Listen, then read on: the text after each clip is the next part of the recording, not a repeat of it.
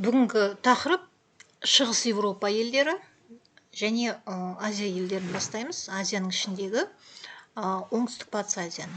Алдымен Шығыс Еуропаға тоқталатын болсақ, Шығыс Еуропа аймағы жалпы Еуропаның ең көлемді бөлігін алып жатыр. Бұл аймаққа Польша, Чехия, Словакия, Венгрия, Румыния елдері кіреді, және Балкан түбегінің солтүстігіндегі елдер бұл Болгария, Сербия, Черногория, Хорватия, Словения, Босния және Герцеговина, Македония, Албания елдері кіреді. Ал бұрын Кеңестер одағының құрамында болған Латвия, Литва, Эстония және Беларусь, Украина, Молдова елдері Ресей Федерациясының еуропалық бөлігі де осы аймаққа кіреді екен. Неден картадан көретін болсаңыздар, сары түспен берілген, Польша, Чехия, Словакия, Венгрия, яғни сары түспен берілген мемлекеттің барлығы осы Шығыс Еуропаға кіреді екен. Ресейдің бір бөлігінің өзі, үлкен бөлігінің өзі Шығыс Еуропаға кіреді. Қарап отырсаңыз, Шығыс Еуропа жалпы Еуропаның ең ауқымды бөлігі. Жалпы бұл елдер Балтық және Жерорта теңіздерінің аралығында солтүстіктен оңтүстікке қарай тұтас алап түрінде созыла орналасқан. Табиғат жағдайларына қарай Шығыс Еуропа бірнеше ауданға бөлінеді. Аймақтың солтүстігінде жатқан Балтық бойы елдермен Польша, Чехия, Словакия, Венгрияда табиғат жағдайлары біртектес болып келеді. Мынау Польша мен Словакияда жер бедері таулы болып келеді екен.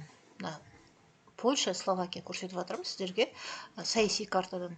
Ал физикалық картаға келетін болсаңыздар, міне мынау Польша, Словакия жері таулы болып келеді екен. Шығысына қарай Карпат таулары орналасқан. Мынау Карпат таулары. Ал Венгрия Дунай бойындағы ойпатты алып жатыр. Мынау неден картадан онша көрінбейді. Неден стрелкамен көрсетіп жатырмын. Осы Дунай бойындағы жаңағы ойпатты алып жатыр. Балтық бойындағы мариналық жазықтықтардың биіктігі 50-200 метрден аспайды. Бұл ауданның климаты қоңыржай континентті, жауын-шашын салыстырмалы түрде аз түседі. Бірақ булану мөлшері аз болатын Балтық бойы елдері мен Польшаның солтүстігінде кең көлемде батпақты өңірлер тараған екен.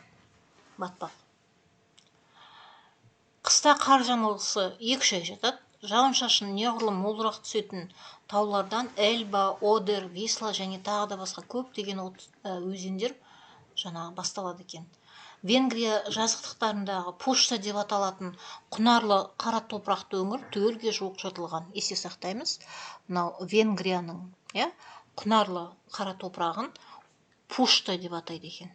Бірақ өкінішке орай бұл қазір түгелдей жыртылған. Мұнда жауын-шашын мөлшері жеткіліксіз болғандықтан суармалы егіншілік пен бау-бақша шаруашылығы дамыған. Орманды алқабы біршама сиреп, табиғи өсімдік жамылғысы мен жануарлар дүниесі қорықтарда ғана кездеседі екен. Польшаның солтүстік шығысында әйгілі Беловеж нуы орналасқан. Польшаның солтүстігі болса, осында Беловеж нуы орналасқан. Мұнда зубр және басқа да орман жануарлары қорғауға алынған екен.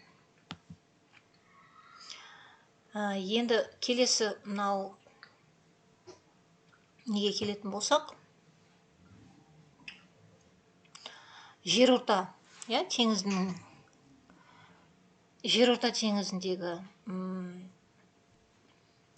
аудандарға келетін болсақ, Жерорта теңізіндегі таулар арқылы оқшауланған ішкі бөліктерінде климат қоңыржай континентті сипат алады екен. Жауын-шашын біртіндеп кеміп, оның жылдық мөлшері Дунай бойындағы жазықтықтарда 300 мм шамасында ғана болады. Сол себепті Дунай мен оның салалары егістіктер мен жүзімдіктерге және бау-бақшалар суаруға пайдаланылады. Жалпы Дунай өзені Еуропаның өте халық тығыз орналасқан, өнеркәсібі жоғары қарқынды дамыған елдері орналасқан екен. Өзен кеме қатынасы да қолайлы екен бұл Дунай өзені, және бұнда жаңағы су электр станциялар көптеп салынған.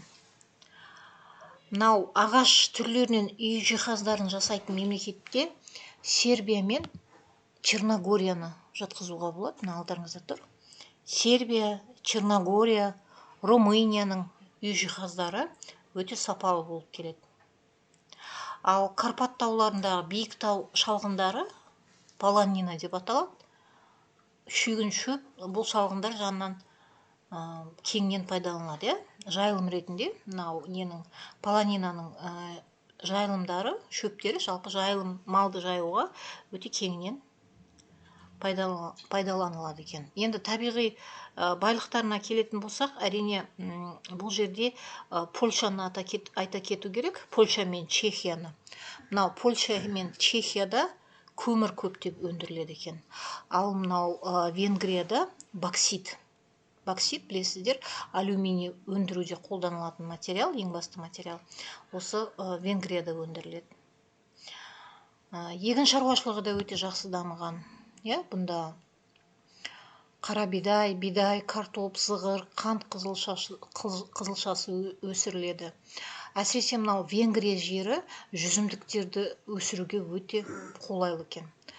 Жалпы бұл елдерде халық жиі қоныстанған. Польша, Чехия, Словакияда славян халықтар тұрса, Венгрияның негізгі халқы осыдан 1000 жыл бұрын келген Азиядан қоныс аударған мадиярлар, яғни қыпшақтардың ұрпақтары мадиярлар құрайды екен. Ал Балтық бойы елдерінде латыштар мен литвалықтар, эстондар тұрады. Міне, Шығыс Европа жайлы қысқаша ақпарат осы.